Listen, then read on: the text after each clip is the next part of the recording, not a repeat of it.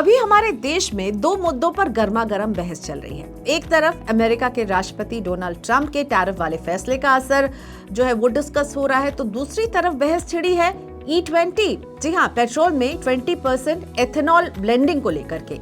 Social media से लेकर news चैनलों तक हर जगह तरह तरह की बातें हो रही हैं, सवाल उठ रहे हैं और इस बहस के बीच केंद्रीय परिवहन मंत्री नितिन गडकरी भी लोगों के सवालों के कटघरे में खड़े हैं। अब तक तो मुद्दा यही था कि E20 आने से गाड़ियों की माइलेज घट सकती है, लेकिन अब इस बहस की आंच गाड़ियों से निकलकर सीधे आपके रसोई तक पहुंच गई है, क्योंकि हाल ही में सुप्रीम कोर्ट ने एक अहम फैसला सुनाया है और सरकार ने भी एथेनॉल उत्पादन पर से सारी रोक हटा दी है। अब गन्ने के रस से लेकर शीरे और मक्के चावल तक हर जगह से एथेनॉल निकाला जाएगा। लेकिन यहीं से नई कहानी शुरू होती है, क्योंकि जब किसान मक्का और चावल की ओर भागेंगे तो तेल वाली फसलें घट जाएंगी और नतीजा ये होगा कि आपकी रसोई तक आते आते ये जो खाने का तेल है ये भी महंगा हो जाएगा। यानी आज का सवाल बड़ा सीधा है। भारत जो दुनिया का सबसे बड़ा तेल खरीदने वाला देश है, वहां किसान सोयाबीन और मूंगफली छोड़कर मक्का और चावल क्यों बोने लगे हैं, और इस बदलाव का असर आपके किचन के तेल के दाम से लेकर देश की जेब तक कैसे पड़ सकता है। नमस्कार, मैं हूं प्रियंका संभव, आप देख रहे हैं मनी 9। कहानी शुरू होती है भारत सरकार के उस बड़े फैसले से जिसमें कहा गया कि पेट्रोल में अब एथेनॉल 20% तक मिलाना है। मकसद साफ था, पेट्रोल का खर्च कम करना है, हवा को साफ बनाना है, पोल्यूशन को कंट्रोल करना है। अब गन्ने से एथेनॉल बन तो रहा था, लेकिन जब और ज्यादा एथेनॉल की जरूरत पड़ी तो सरकार ने चावल और मक्का की तरफ हाथ बढ़ाया। लेकिन जैसे ही इन अनाजों से एथेनॉल बनना शुरू हुआ, कहानी में नया ट्विस्ट आ गया। होता क्या कि जब चावल या मक्का से एथेनॉल बनता है तो उसका एक साइड प्रोडक्ट भी निकलता है, नाम है DDGS। फुल फॉर्म से आप ज्यादा समझे शायद, डिस्टिलर्स ड्राइड ग्रेन्स विद सॉल्युबल्स। थोड़ा कॉम्प्लिकेटेड नाम है, लेकिन असल में ये एक तरह का प्रोटीन वाला जानवरों का चारा है। अब दिक्कत ये हो गई है कि DDGS इतनी ज्यादा मात्रा में निकल रहा है कि मार्केट में बाढ़ सी आ गई है। पहले सोयाबीन और मूंगफली जैसी फसलों से तेल निकलता था और जो बचा हुआ हिस्सा होता था वही चारे में काम आता था। लेकिन अब चारे बनाने वाले लोग कहते हैं कि जब सस्ता DDGS मिल रहा है तो महंगा सोयाबीन का बचा हिस्सा क्यों खरीदे। यहीं से मुश्किल भी शुरू होती है। सोयाबीन का दाम नीचे आने लगा है, किसान को नुकसान होने लगा है और किसान ने फैसला लिया कि अब सोयाबीन छोड़ मक्का और चावल उगाएगा। अगर आप महाराष्ट्र के नासिक इलाके में जाएं तो ये बदलाव आंखों से दिख जाएगा। वहां रहने वाले किसान मधुकर लोंढे पहले 6 एकड़ खाते में सोयाबीन बोते थे, लेकिन 2 साल से कीमत इतनी गिर गई है कि लागत भी नहीं निकल पाई है। इस बार उन्होंने 5 एकड़ खेत में मक्का बो दिया है और सिर्फ 1 एकड़ पर सोयाबीन लगाया है, क्योंकि मक्का से दाम बेहतर मिलते हैं और साथ ही गायों के लिए हरा चारा भी मिल जाता है। लोंढे ऐसा करने वाले अकेले किसान नहीं हैं। रॉयटर्स की एक रिपोर्ट बता रही है कि आसपास के करीब 2 दर्जन किसानों ने यही रास्ता अपनाया है और ये बदलाव अब सरकारी आंकड़ों में भी दिख रहा है। 8 अगस्त तक के बुआई के आंकड़े बता रहे हैं कि तेल वाली फसलें यानी कि सोयाबीन और मूंगफली जैसी फसलों का रकबा पिछले साल से 4% घट गया है, जबकि मक्के की बुआई 10.5% बढ़कर अब तक के रिकॉर्ड लेवल्स पर पहुंच गई है। सवाल ये उठता है कि अगर किसान ही तेल वाली फसल छोड़ देंगे तो फिर देश का तेल कहां से आएगा। यहाँ से कहानी गंभीर हो जाती है। भारत पहले से ही दुनिया का सबसे बड़ा तेल खरीदने वाला देश है। 20 साल पहले हम 4.4 मिलियन टन तेल बाहर से मंगवाते थे। आज ये बढ़कर 16 मिलियन टन तक पहुंच गया है और अगर यही हाल रहा तो अगले 6-7 साल में ये आंकड़ा 20 मिलियन टन से भी ऊपर चला जाएगा।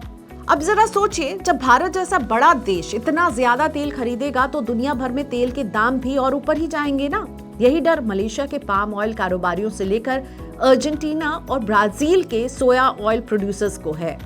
असल में चिंता सिर्फ इंपोर्ट के आंकड़े तक सीमित नहीं है। देश ने पिछले साल खाने का तेल खरीदने में 17 अरब डॉलर से ज्यादा खर्च किया है, जबकि सरकार का लक्ष्य है कि घरेलू उत्पादन को बढ़ाकर 2030-31 तक 25 मिलियन टन से ज्यादा किया जाए। लेकिन हकीकत ये है कि DDGS की बाढ़ ने ये पूरा प्लान डगमगा दिया है। सॉल्वेंट एक्सट्रैक्टर एसोसिएशन के एग्जीक्यूटिव डायरेक्टर बीवी मेहता कहते हैं कि जैसे जैसे लोगों की आमदनी बढ़ रही है वैसे वैसे तली भुनी चीजों और मिठाइयों की मांग भी बढ़ रही है और यही वजह है कि तेल की खपत हर साल 3 से 4% की दर से ऊपर चली जाती है, लेकिन उत्पादन की रफ्तार मांग के मुकाबले बहुत पीछे है। इधर डीडीजीएस की बाढ़ ने एक और समस्या खड़ी कर दी है।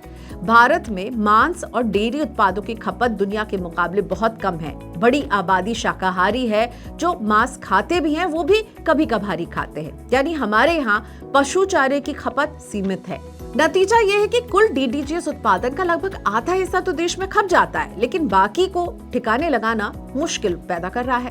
डिस्टिलरी कंपनियां इसे बाहर भेजने की कोशिश कर रही हैं। 2022 में जहां सिर्फ 16,000 टन इंपोर्ट हुआ था, वहीं 2023 में ये बढ़कर 3,54,000 टन हो गया। भारत अब इसे बांग्लादेश और वियतनाम जैसे देशों को भेज रहा है, जो अब तक अमेरिकी डीडीजीएस खरीदते थे, लेकिन एक्सपोर्ट की ये कोशिश अभी बहुत छोटी है, जबकि उत्पादन का पहाड़ बहुत ऊंचा है। तेल उद्योग के लोग भी इस समस्या को बहुत गंभीर मानते हैं। लखनऊ के ऑयल मिलर अजय झुंझुनवाला बताते हैं कि इस साल जितना डीडीजीएस निकला है उसका आधा ही देश में खप पाएगा। अगर बाकी को ठिकाना नहीं लगाया जाएगा तो तेल वाली फसल का उत्पादन बढ़ाना बहुत मुश्किल हो जाएगा।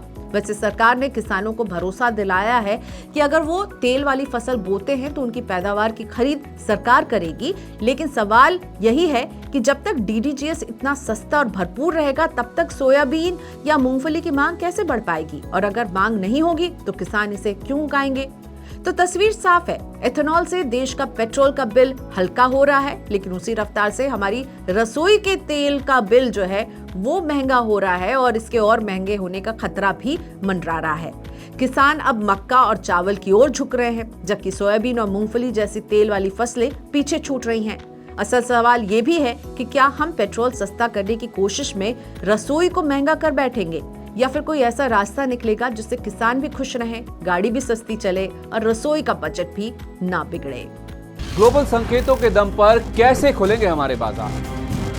क्या कह रही हैं खबरें और ब्रोकरी रिपोर्ट्स? किन शेयरों में बनेगा पैसा? बाजार खुलने के बाद क्या खरीदें, किन शेयरों को करें पोर्टफोलियो से बाहर? कैसा रहा बाजार का दिन भर का कारोबार?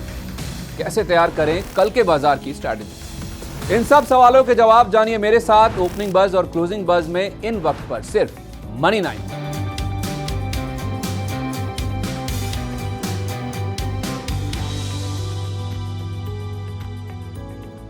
मनी 9 लाया है मेंबरशिप प्रोग्राम मनी 9 प्राइम। अब आपके दिमाग में कई सारे सवाल होंगे, मसलन आखिर क्या है ये मनी 9 प्राइम, आपके लिए यानी दर्शकों के लिए इसके क्या फायदे हैं, और एक बड़ा सवाल ये कि मनी 9 प्राइम से आखिर जुड़ना कैसे है। तो इसकी पूरी जानकारी हम आपको देने जा रहे हैं।